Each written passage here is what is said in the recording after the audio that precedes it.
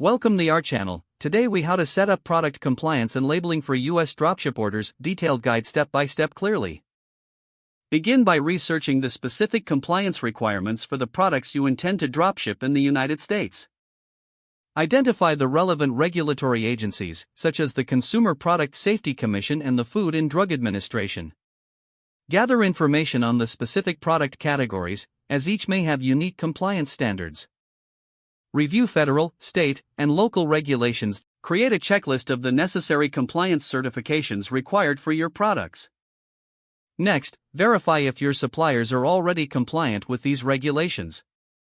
Request documentation from your suppliers that evidences their compliance with applicable standards.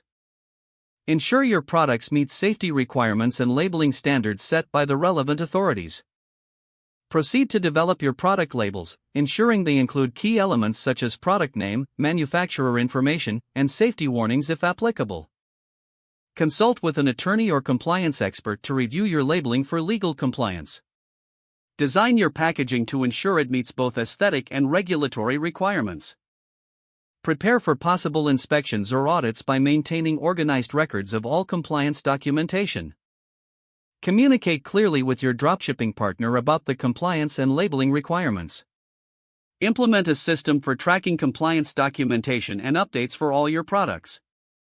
When you launch your dropship store, make compliance a focal point of your marketing materials.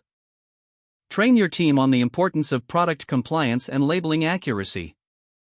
Regularly review and stay updated on changes in compliance regulations to remain compliant. Finally, establish a feedback mechanism to address any compliance issues that may arise in the future. If the page does not load, refresh the browser or try again in a private or incognito window. Make sure you are using the correct email address, then retype it carefully to avoid small typos. If your password is not accepted, use the reset option and create a new strong password you can remember. Check your spam folder for verification or security emails, then complete any requested confirmation steps.